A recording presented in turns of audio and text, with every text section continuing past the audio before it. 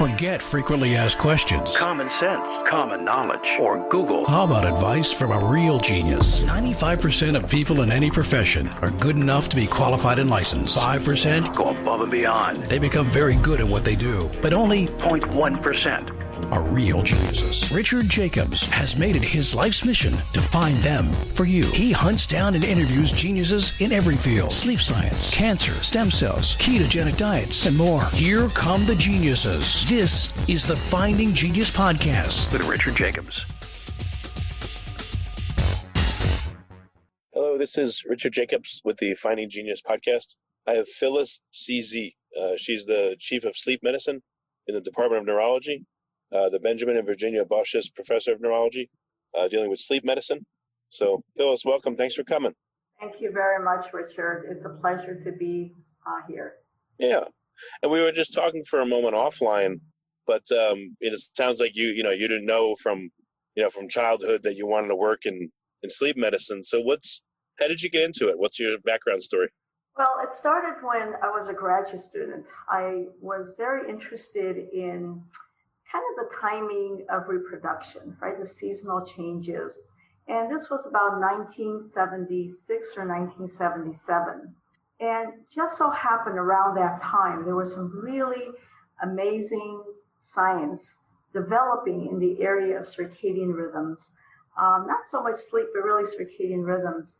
It was in 1975 was the discovery of the suprachiasmatic nucleus, which is located in the brain and the hypothalamus, and this was thought to be a major kind of a master circadian clock, so that if you lesion that area, you would lose this near 24-hour or circadian rhythm. So that was very exciting. And then just a couple of years later was really the discovery of the molecular machinery that generates circadian rhythms. So it was really kind of like interest in biology, but at the same time, with all these really fantastic developments in the field of circadian rhythms, I was just very drawn to the concept that timing must be important. Well, if someone goes to bed, I don't know, let's say they go to bed at 10 o'clock at night and get up at 6, and versus someone that goes to bed at like 3 in the morning and gets up at 11 a.m., they both get 8 hours of sleep. They both do this for a long period of years. What would you expect to see physically different in the people? Would hormones peak and trough at different times? Like, what would you expect to see? Yes, absolutely. So this is really very interesting because we're talking about maybe someone, the first example would be someone who may be a little bit more of a early type. So we call these circadian chronotypes. And then the second example would be someone who we call an evening type or a late type.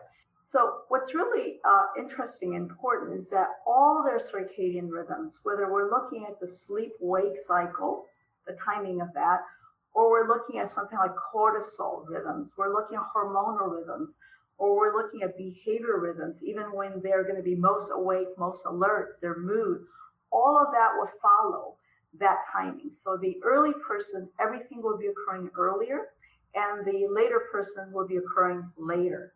So let's say their blood pressure rhythm. For the early person who's going to bed early and waking up early, it's all going to be shifted by those number of hours.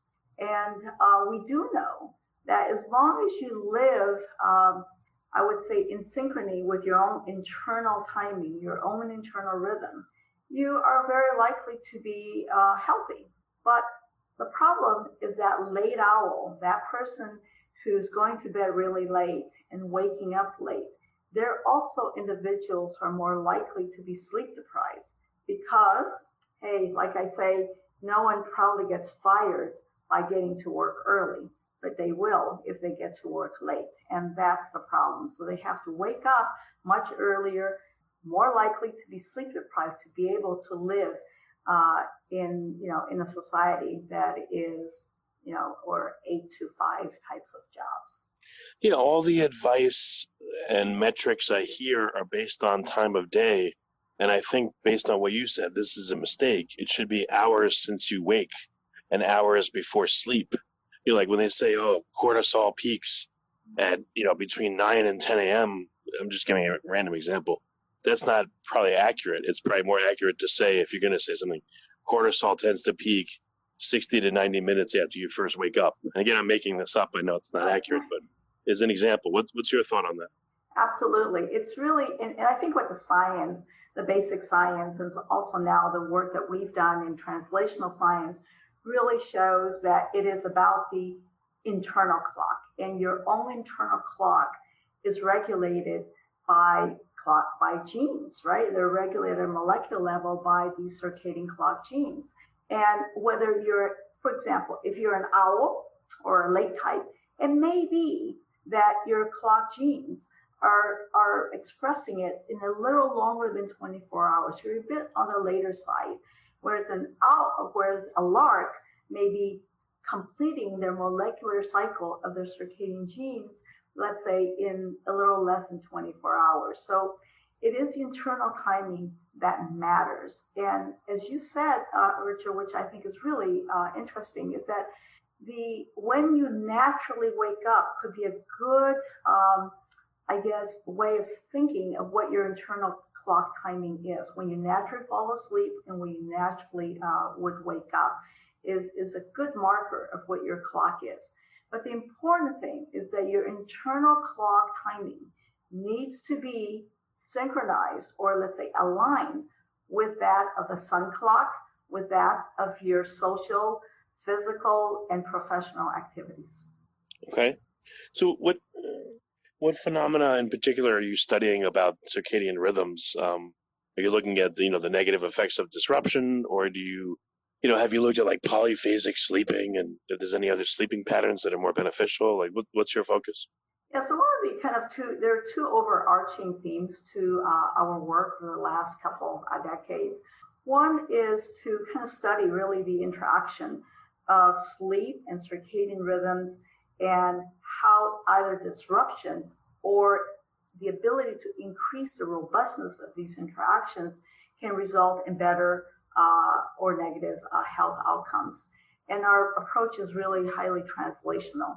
The other area of great interest to us has been to understand why are there individuals who are owls and why are there individuals who are larks, but specifically, how do these risk factors promote what we call circadian rhythm sleep-wake disorders, like those with delayed sleep phase or advanced sleep phase, or as you said, those who are irregular, who may have they're sleeping on and off all the time, several times during the day, and not having a consolidated level of sleep.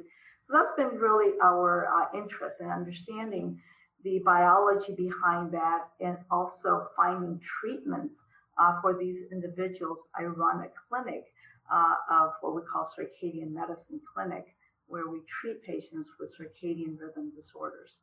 Well, what are some circadian rhythm disorders? Is insomnia one, or is what's considered a circadian rhythm disorder? Well, insomnia could be, but typically we want to differentiate that. So a circadian rhythm disorder is when, let's talk about circadian rhythm sleep-wake disorders, which is why most patients come to see a doctor, would be when they all present with symptoms of insomnia, like difficulty falling asleep or staying asleep, or excessive daytime sleepiness. But the symptoms are due to a abnormality intrinsically of the circadian clock, and or a misalignment between their internal body clock and that of their of the external environment that they need to, for example, live in. So the most common one is that of what we call delayed sleep-wake phase disorder. Those are individuals, usually younger folks, who have difficulty falling asleep until maybe 2 or 3 o'clock in the morning or even later, and then having difficulty, of course, waking up in the morning early enough to be able to get to work or to get to school. That is the most common one. But as we get older, there are also what we call the advanced sleep phase. These are individuals who fall asleep at 7 o'clock while they're watching TV, and they don't really want to. And then they're waking up at 2 or 3 o'clock in the morning. So early morning awakening. That could be insomnia, but that could also be due to a circadian rhythm abnormality. And then there are individuals who curiously cannot even entrain. They're living in a light dark cycle, but they seem to be drifting every day later and later. And those are really the tough ones, because they can't even predict when they will be awake or when they will be asleep from day to day. Do people literally cycle around the clock when they have that particular disorder? So this disorder we call non-24-hour sleep-wake rhythm disorder. These individuals do cycle around the clock. So let's say their intrinsic or biological rhythm is maybe not exactly 24 hours, but maybe let's say 26 or 27 hours or a little longer. So some of these individuals will drift later and later by an hour a day.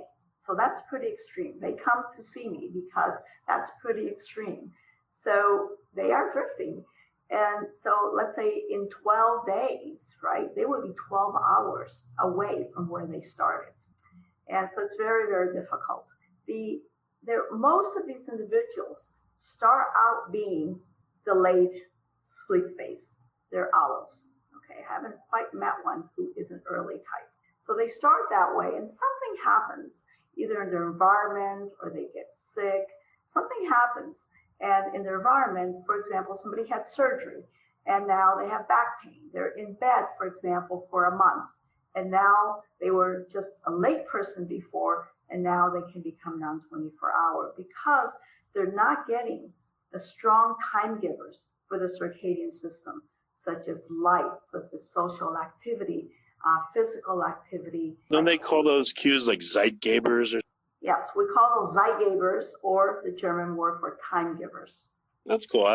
So yeah, for people listening that, I know you're not giving medical advice. We'll make the disclaimer. But are there a couple of easy tricks or things people could do to make sure that their clock keeps the fidelity of what they want? When they wake up, what should they do? Before they go to bed, what should they do? Any general recommendations? Absolutely. So I just want to start by saying that light is the strongest Zeitgeber for the clock, right? So it's really important to have regularity in your sleep and wake schedules and your exposure to light. Light in the morning is really important. That light in the morning tends to be not only brighter, but it also has kind of more of that short wavelength, like that blue-green light. And your biological clock sees that the most. It's really more potent. So getting morning light, getting light throughout the day is really important. And then dimming your lights out, with, let's say, about 3 hours before bedtime is also important. So that difference between higher light levels during the day, lower light levels at night is the strongest Zeitgeber for your circadian clock. In addition to that, you want to maintain a regular sleep-wake schedule as much as possible. I always say, I tend to recommend, don't deviate more than, let's say, 2 hours between your work days and your non-work days.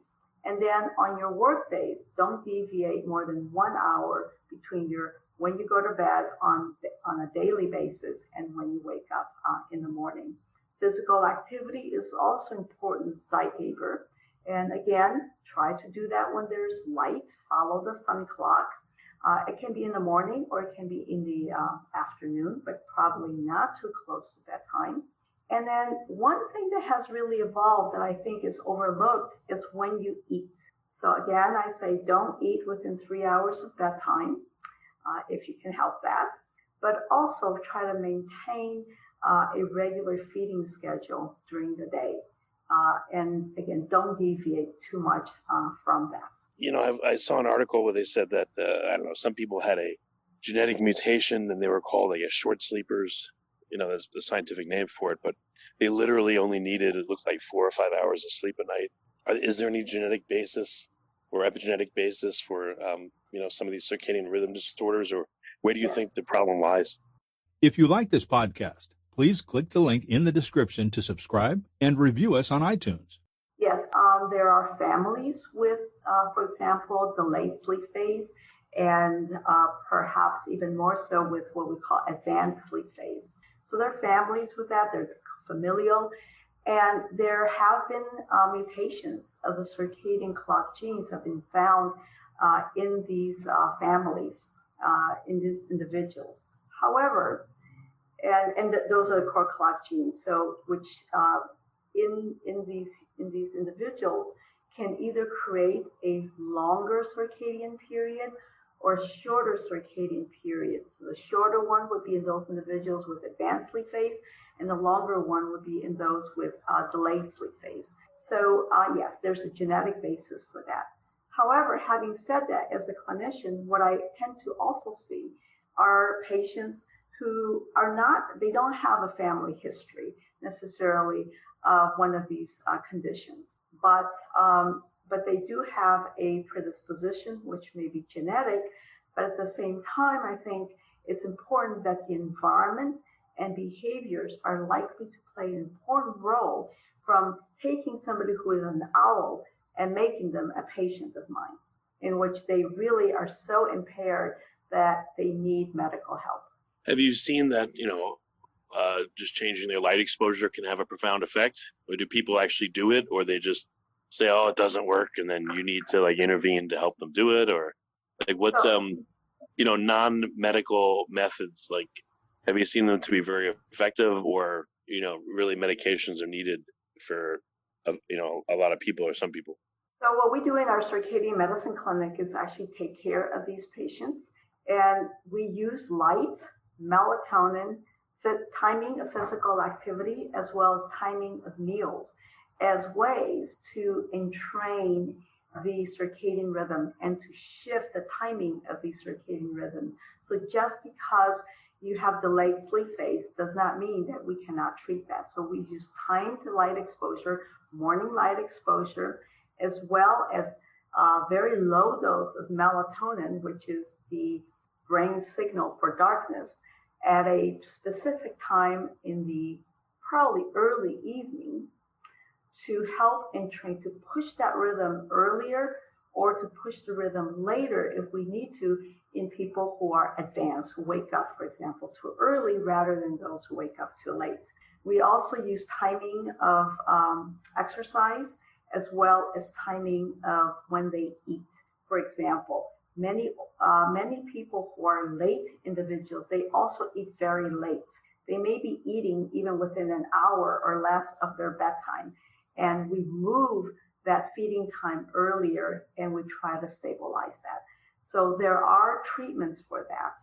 And they really are very similar to what we just talked about for just the lay person who can on their own just get more light, get more physical activity. But if that doesn't work, then they can come to our clinic.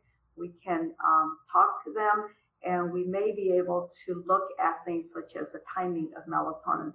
We rarely use a treatment for circadian rhythm disorders, a hypnotic medication. Have you thought about doing a sleepaway camp in a way, where you have a center and, some people, they're in jail, but they just got to go to jail to sleep at night, and then they release them in the daytime? I mean, nicer version of this, but have you thought about a place where people report in for a week just to sleep there, and then to wake up there, and at least that part of their day, they agree to let you control and modulate it, and maybe that helps rehabilitate them into a better sleep cycle? I'm glad you asked that, because that's exactly what we're thinking about doing. We haven't done that yet. We thought about what we call a circadian camping trip, but that could be a circadian hotel. We don't want to bring them to the hospital, of course, but we would. What we're thinking about is initially in the acute period, maybe for about several days, as just giving them this very, very strong Zygabers, right? To be able to just kind of push them into a stable entrainment very quickly. But then we still have to continue to keep their rhythm in sync.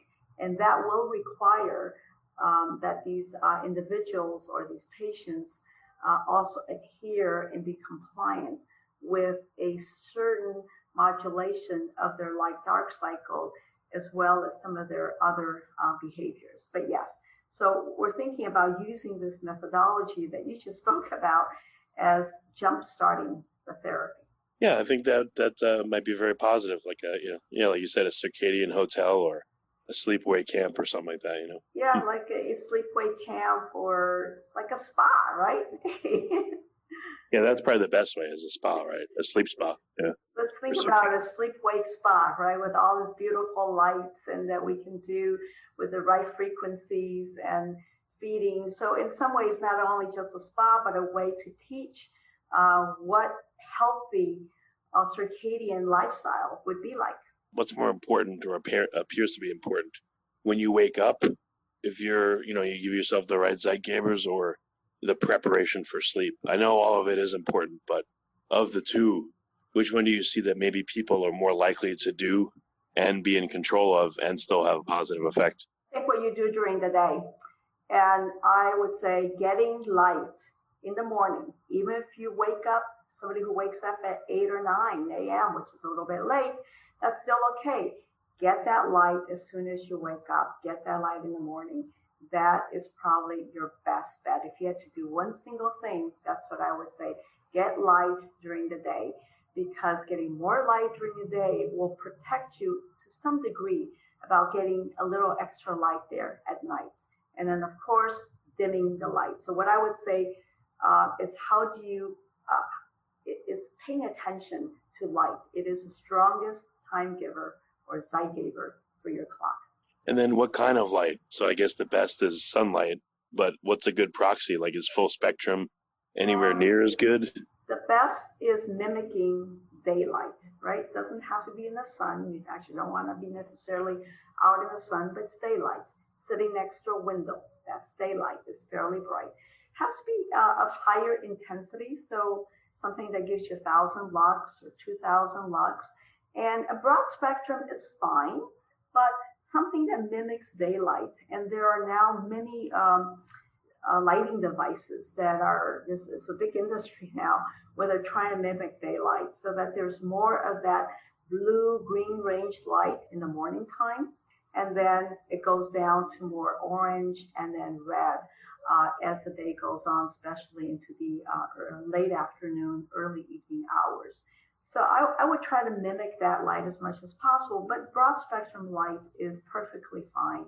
And you can do this with artificial lights. There are circadian lighting options out there as well. But light can be free. I would just say if you have a window, sit next to a window while you're working, for example. That would be really great, especially people who are at home, but in the office as well. Or take what they call light breaks. If you don't have a window, then certainly during lunchtime, right, go out and be someplace, either outdoors or someplace that you can be next to a window. And we have shown that just being close to a window, within 50 feet of a window, improves sleep quality in people who, we did the study in the field, in office workers. Oh, and for how long is the minimum you'd say that people should do this?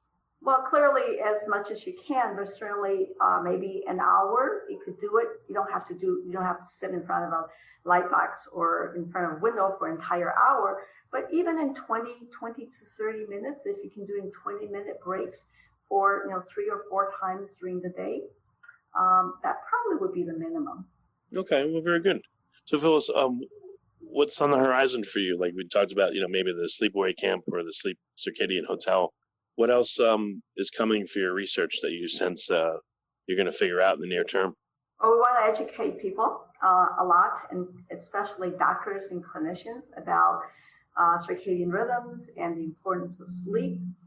But what I'm really looking forward to, and we're beginning this, is to get these, not just these camps and clinics, but really to have what we call circadian medicine clinics, where patients who have circadian rhythm disorders can go to, and that the clinicians are they're not just educated, but they can deliver this type of therapy. So more of these, I guess, if you would call them circadian medicine clinics or hotels across the country. And finally, I think even more broadly speaking, is the idea of integrating the time domain into medicine. that timing is important in medicine. Timing of medications, timing of eating, timing of sleep is probably more important than the amount of sleep that one gets. Well, very good. Phyllis, thanks for coming on the podcast. And where can people go to find out more about your work? We have a circadian, we have a website. It's called Northwestern University Feinberg School of Medicine.